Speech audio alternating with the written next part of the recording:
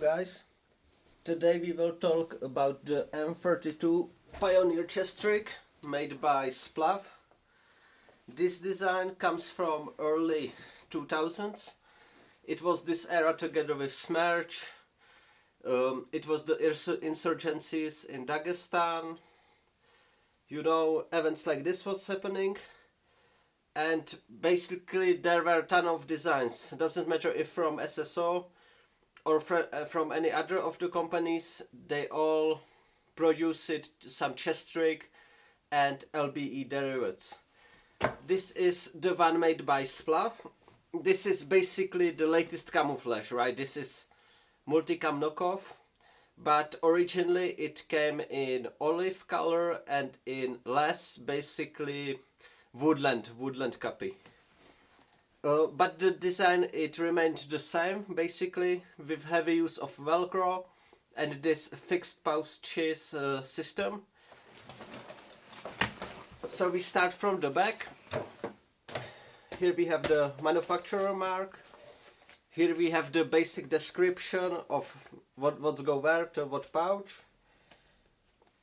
And they call this pattern multi-pat, right? But it's very cheap fabric, very cheap multicam reproduction, but we will get to that. So first of all, design. We have 4 pouches in front for the magazines. You can put single 45 round or 40 round RPK magazine, but there is really no reason. It's not designed for that. It's designed basically to carry 2 or 1 magazine. Doesn't matter if AKM, like I have here, or AK-74. When you inserting the mags, it's really stiff, but that's a good thing, because the load doesn't bounce around too much when you're running, etc. So I usually put 1 magazine and behind it the second one, because it just slides better to the place and holds perfectly after. Now the flap design. I think this is the biggest weakness of the chest rig, because we can see from today's designs that the best is to have like higher pouch and smaller flap or bungee cord. Because this really, you reach it, you must open it all the way up, reach the mag, then it get a little bit tangled sometimes, sideways, etc. But it really doesn't bothering me too much. When you expect contact, you just take one of the flaps, tuck it behind the magazine, so you have fast access mag, and still the rest of the magazine it's nicely covered and secured. This is the nice thing about this flap design, that yes, you have ton of velcro, so it does secure really well, and when you're crawling forward you don't collect any debris into your pouches, so that's a nice thing. So it's as usual with the gear, you have trade-offs, right? So there is nice rubber that add the tension. The rubber didn't wear out with the use. I must be honest, I had this outside on training or mission maybe total of 10 times. But really it stays pretty much like new. Now the build quality. The build quality is surprisingly good. Even this nylon material, it's very good, very stiff. The seams, all is great. But the material itself, I'm really worried that it will wear off. Here you can see little marks from the edges, especially of the metal 7.62 magazines. And it seems, the material itself seems a little bit thin, but it's impregnated and so far it does hold well. So now we get to the rest of the pouches. It's mirror-like, so it's same on each side. So here you have real estate for 1 rope. It's like a flare, 1 tube flare on each side. So you just pass it through here, down here, and it holds nicely and securely. Now in the pouches you have these hooks. Those are intended to put the safety rings on your grenades in them, and the theory is when you pull out the grenade and you pull out the flare, you just don't need to lose time with pulling the pin out. Of course, it's fucking bullshit, so I would recommend to anybody cut those out because they are just useless, you know. Because to do this, you don't have good control over the grenade, you can't prepare the grenade nicely and securely, and sometimes you pull the pin out and you didn't use the grenade, so you need to pull the pin back, but then it stays on this, so you must remove it, you have grenade in your hand. Not really good solution. So these two pouches, these two, they have like small rubbers inside, like this. This is for the VOG 40mm grenades when you use the under-barrel grenade launcher. And this is the issue with most of the Russian stuff. If you are in West or if you are civilian, you basically don't need those pouches for the flares, right? You don't need all these special adapters, all these purpose-made features that are uniquely Soviet gear focused, right? But of course, as you see here, it nicely fit F1 grenade, RDG grenade, no problem. So real estate of these two pouches is the same. You know, the same system with the rubbers, the same dimensions. Here you have one smaller pouch on the side. This fits pistol mag. The original or one 40mm grenade again.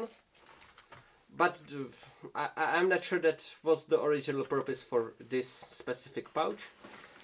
Here you have like small compass pouch. Again, but only on your left shoulder. So if you are lefty, this might be a little bit annoying for shouldering your weapon. You would need to shoulder it just next to this pouch, but it's not really an issue. Again, you have this bullshit system with the hook for the safety pin if you decide to use it for grenades. So doesn't give too much sense, but to be completely honest, okay, you just leave it there or you cut it, so that's not a problem at all. What I like about this chest rig probably the most is the map pouch. Because it's easily accessible. Yes, it has Velcro, so it's loud. But in my experience, it's not really an issue.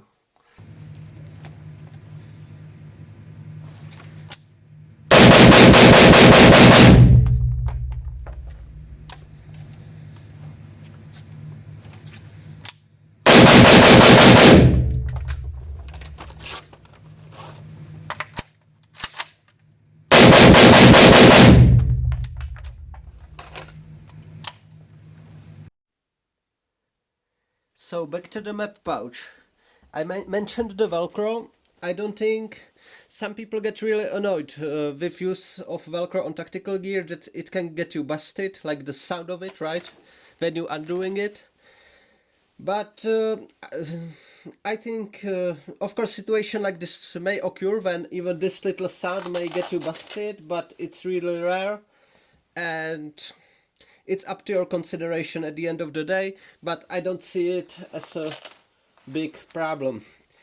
What's nice about this pouch is, yes, the easy access, but also that there are these two seams on each side, so the map or the flat item you have placed here doesn't travel around to the sides. When you don't have those seams and it's one huge pocket, any item will get lost. It will always get all the way here or all the way there.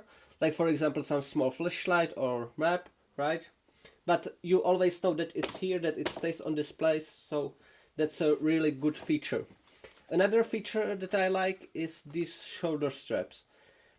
Because it's again just the nylon material, but 2 layers of it. So it does provide some extra rigidity, but still it's extremely flat, so it's not like those wraps that you have with the huge amount of polstering, but this, it's flat and it distributes the weight amazingly.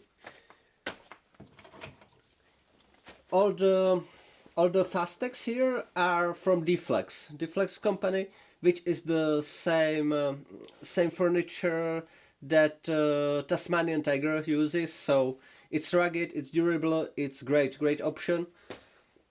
basically the same level of quality like ITV Nexus, for example, and those reputable companies. So you have them on each of the straps, even here on the sides. Maybe this is a little bit overkill, have even on the X-shaped straps these huge buckles, but at least it's nice to undo them in your gloves. So not problem at all. Last are those loops on the bottom. They are intended to be connected to the belt, to the sniper belt. It's like extra piece of gear that Splav made in the past. It was some hydration pouch that you had placed behind you on the belt.